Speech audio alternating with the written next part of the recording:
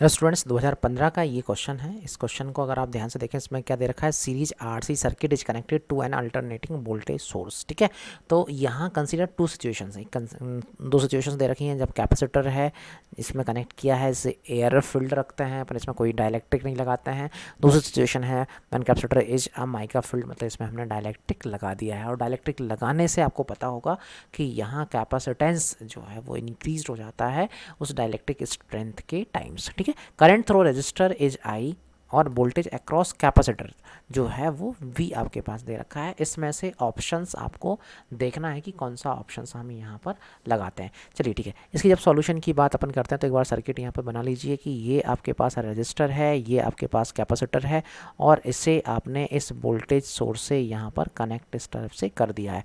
ठीक है, ये आर इसकी वैल्यू है, इसकी वैल्यू जो है वो अपन सी मान लेते हैं। चलिए अब आगे इसमें देखते हैं, तो इसमें एक चीज़ आपको समझ आएगी कि जब आपने यहाँ पर सी के अंदर, कैपेसिटर के अंदर जब आप डायलैक्ट्रिक डालते हैं तो इसका जो डायलैक्ट्रिक है वो बढ़ जाता, कैपेसिटेंस जो है वो बढ़ जाता है। मतलब सी ए और सी बी में अगर कंपैरिजन आप करें तो C A is smaller than C B, तो सी बी जो है वो आपके पास बड़ा हो जाएगा। ये आपको ध्यान यहाँ पर रखने की ज़रूरत है। चलिए आगे बढ़ते हैं। अब इससे यहाँ पर क्या चेंजेस आपको देखने के लिए मिलेंगे, तो सबसे पहले हम यहाँ पर आई की बात कर लेते हैं। तो आई इज इक्वल्स टू क्या होता है, तो आई की अगर बात करते हैं तो आई इज इक्वल्स टू हो जाता है बी डिवाइडेड बाय यहाँ पर जेड से रिलेशन यहाँ होता है। ठीक है, तो आई इज इक्वल्स टू होता है बी बाय जेड। तो अब आप देखें तो जेड की वैल्यू क्या होती है, जेड इज इक्वल्स टू हो जाता है आर स्क्वायर प्लस एक्स सी का स्क्वायर का अंडर रूट हो जाता है। और जेड इज इक्वल्स टू अपन देखें तो आर स्क्वायर प्लस हो जाएगा, ये आपका एक्स सी को लिख सकते हैं 1/ओमेगा सी और इसका जो है वो स्क्वायर आ जाएगा और अंडर रूट इस तरह से आ जाएगा। ठीक है, तो जब हम यहाँ पर आई की वैल्यू की कंपैरिजन करने के लिए जाते हैं तो यहाँ आपको एक चीज़ क्लियर हो जाएगी कि जब आपने आई जी टू बी बाय जेड में लिखा तो जेड में जब सी की वैल्यू को आप इंक्रीज करोगे, जब आप सी की वैल्यू को इंक्रीज करोगे तो जेड डिक्रीज होगा।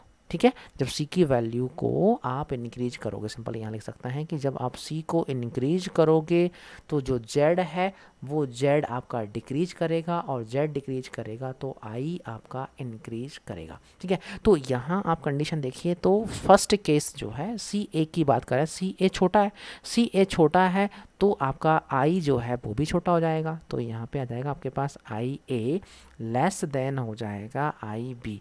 तो ये जो है फर्स्ट केस, जबकि इसका अपोजिट दे रखा है, इसका उलट दे रखा है, इसलिए ये आपका इनकरेक्ट हो जाएगा। अब यहाँ पर सारा कंपैरिजन जो करना है वो वोल्टेज में कंपैरिजन करना है करंट का, तो ये रिलेशन यहाँ पर होल्ड ये हो जाएगा। चलिए ठीक है, अब यहाँ वोल्टेज को अगर चेक करना है तो आपको वोल्टेज के लिए क्या करना होगा, वोल्टेज को चेक करने के लिए यहाँ पे लगाना होगा कि जो V होता है वो इज इक्वल्स टू आप लिखते हैं I इंटू जेड आप लिखते हैं। ठीक है, तो अब यहाँ पर आपको वोल्टेज अक्रॉस कहाँ कैपेसिटर देखना है, तो जेड के प्लेस पर अपन क्या लिख दें, जेड के प्लेस पर अपन बेटर रहेगा कि अपन जेड के प्लेस पर यहाँ पर लिख देते हैं एक्स सी लिख देते हैं, ये बी सी की यहाँ पर बात हो जाएगी। चलिए ठीक है, तो यहाँ आई की वैल्यू आपने अभी अभी निकाली, आई इज इक्वल्स टू क्या लिखते हैं अपन बी वाई जेड लिखते हैं, तो इसमें लिख सकते हैं अपन वी जो है याद रहे ये अप्लाई अपन ने किया हुआ था। ठीक है, तो ये जो बी सी है वोल्टेज अक्रॉस कैपेसिटर है, इसका फॉर्मूला बन जाएगा V divided by X C. X C यहाँ पर कितना है, एक्स सी जो है वो 1/ओमेगा सी इस तरह से आ जाएगा। एक्स सी की जो वैल्यू है वो 1/ओमेगा सी आ जाएगी और वी बाय जेड में जेड इज इक्वल्स टू हो जाएगा आर स्क्वायर प्लस 1/ओमेगा सी का होल स्क्वायर का अंडर रूट, ये हो जाएगा जेड इंटू एक्स सी आप रखोगे तो आ जाएगा ये 1/ओमेगा सी। ठीक है, चलिए इसको आगे थोड़ा सा और सॉल्व कर लेते हैं अपन। अब इस ओमेगा सी को आप अंदर लेकर के आइए, इस ओमेगा सी को आप इसके अंदर आप लेकर के जाइए, तो यहाँ पे क्या होगा, स्क्वायर रूट के अंदर जाएंगे तो ये स्क्वायर टाइम जाएगा, तो यहाँ पे आ जाएगा v डिवाइडेड बाय, यहाँ अंडर रूट में आप लिखेंगे आर स्क्वायर ओमेगा स्क्वायर और ये हो जाएगा सी स्क्वायर। ठीक है, और यहाँ पे क्या हो जाएगा 1 प्लस ये आपके पास ओमेगा सी स्क्वायर इंटू जाएगा तो यहाँ पे बचेगा सिर्फ 1 बचेगा, तो ये हो जाएगा वी सी की यहाँ पर वैल्यू आ जाएगी। ठीक है, अच्छा, अब यहाँ सबके लिए जो वोल्टेज आपने सोर्स से यहाँ पर लगाया हुआ था ना, ये सोर्स तो आपने सबके लिए सेम लगाया हुआ, मतलब ये बी तो सेम हो जाएगा। मतलब जो बी सी है वो इन्वर्सली प्रोपोर्शनल टू, देखें तो सी हो रहा है, बी सी जो है वो क्या हो रहा है, इन्वर्सली प्रोपोर्शनल टू हो रहा है, वो सी के हो रहा है। मतलब जहाँ पर सी ज़्यादा होगा वहाँ पर बी कम होगा, जहाँ पर सी कम होगा वहाँ पर बी ज़्यादा होगा। तो आप देखें तो C A is less than C B है, तो यहाँ पे आ जाएगा बी ए ग्रेटर देन, आ जाएगा B B, B A greater than B B आ जाएगा। ये ऑप्शन करेक्ट होगा, means D is the correct option for this. देखा जाए तो अच्छा क्वेश्चन था ये, आप इसमें थोड़ा सा लॉजिकली जाते हैं तो आप क्वेश्चन को सॉल्व कर सकते थे, इजली कर सकते हैं। अगर आपको यहाँ हमें एक चीज़ लग रही है कि आप लोगों को डाउट थोड़ा सा रह सकता है, वो इस वाले पोर्शन में डाउट रह सकता है कि इस ओमेगा सी को कैसे अंदर लेकर के गए।